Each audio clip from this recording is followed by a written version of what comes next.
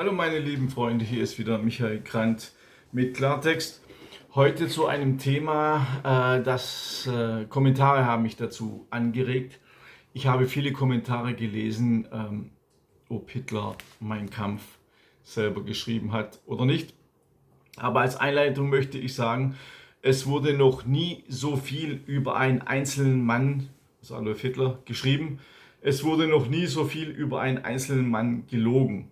Das gleiche gilt auch für die Zeit des Nationalsozialismus. Und so beginnt meine Buchreihe, Adolf Hitler, eine Korrektur, auch bibelgleich mit dem Satz: Am Anfang war das Wort, aber das Wort war eine Lüge. Ich finde dieses Zitat absolut treffend für meine Buchreihe, die Lügen aufdeckt. Es gibt nämlich bewusste wissenschaftlich-politisch-mediale Auslassungen, Fälschungen und Manipulationen, tendenziöse Darstellungen und Zensuren. Deutschland ist das einzige Land auf der Welt, das seine Geschichte zu seinen Ungunsten fälscht, und zwar vorsätzlich. Bei der Aufdeckung dieser Manipulation agiere ich als investigativer Journalist der Vergangenheit, aber Objektivität wird hierzulande mit Revisionismus gleichgesetzt. Auch dazu habe ich schon einige Videos gemacht. Dieses Totschlagargument und die Gesetze, die man erlassen hat, macht eine neutrale Geschichtsforschung unmöglich. Heute, wie gesagt, zu dem Thema: Hat Hitler Mein Kampf selbst geschrieben? Ja oder nein? Grundsätzlich ja, aber er hatte Hilfe.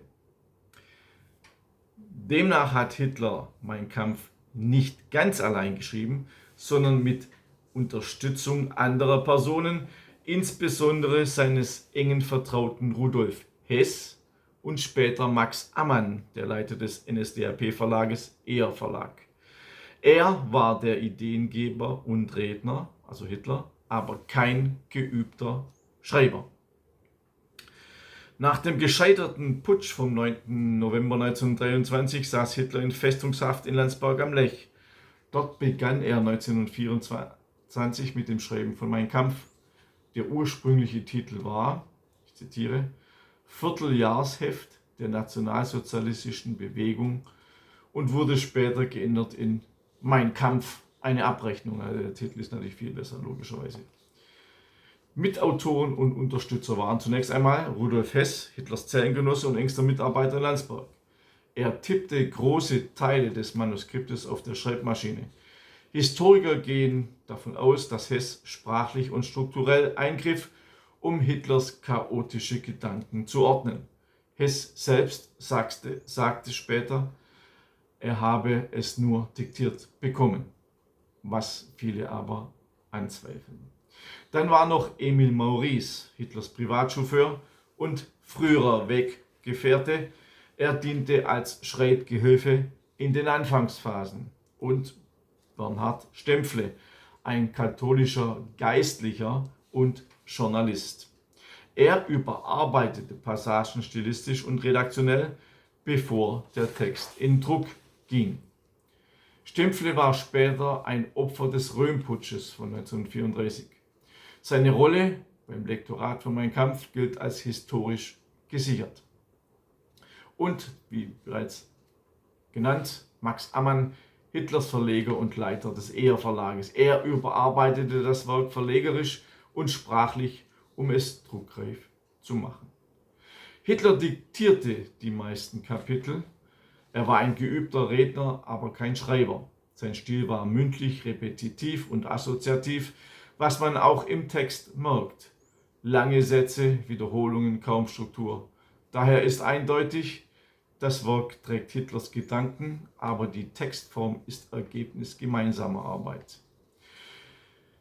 Was viele nicht wissen, ist, dass es von Mein Kampf auch noch einen zweiten Band gibt. Hitlers zweites Buch. Der zweite Band von Mein Kampf erschien 1926, wurde nach und nicht während der Haftzeit verfasst.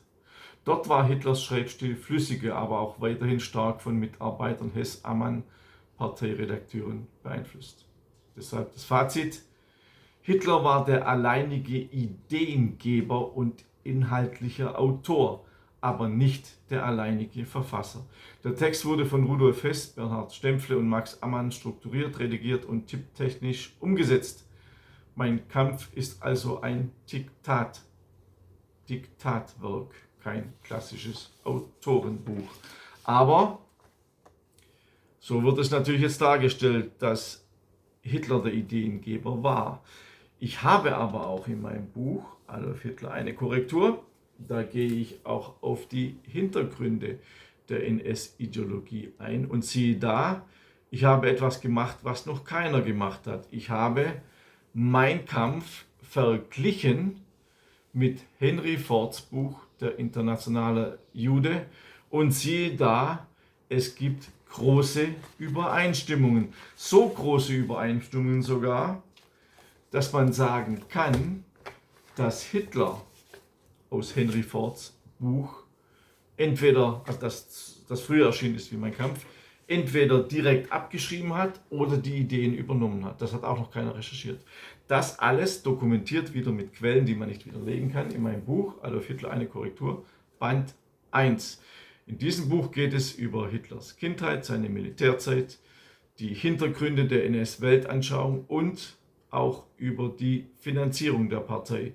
Wer hat Hitler finanziert? Welche ausländische Unternehmen haben den Krieg erst möglich gemacht? Haben die Amerikaner, Briten, Franzosen und alle anderen Länder, die ich in einer Liste aufführe, dabei geholfen, dass Deutschland Krieg führen konnte?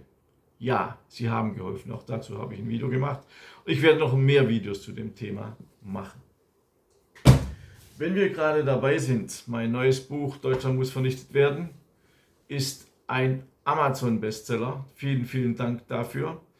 Und ich bin froh und dankbar, wenn ihr dann auch bei Amazon und im Kopfshop rezensiert dieses Buch.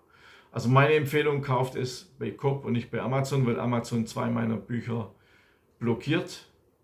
Es ist Band 1 und Band 3 meiner Buchreihe Adolf Hitler eine Korrektur. In beiden Büchern beschreibe ich, dass ohne amerikanische Hilfe Hitler hätte keinen Krieg führen können und Amazon blockiert jetzt die Bücher ganz einfach. So einfach ist das. Also kauft nicht bei Zensur Amazon, sondern kauft im Coop-Shop vom Coop-Verlag. Hitler hat also Mein Kampf nicht alleine geschrieben. Er war der Ideengeber, aber ein Ideengeber war auch Henry Ford, wie ich in meinem Buch belege. Abonniert mich auf Telegram, weil irgendwann werde ich von YouTube auf Telegram wechseln, und abonniert auch meinen kostenlosen Newsletter auf www.michaelgrant.de. Und vielen Dank noch einmal für eure Kommentare.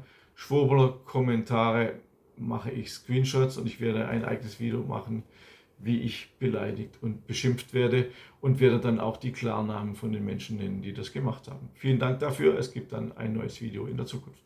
Alles Gute, bis zum nächsten Mal, euer Michael Grant.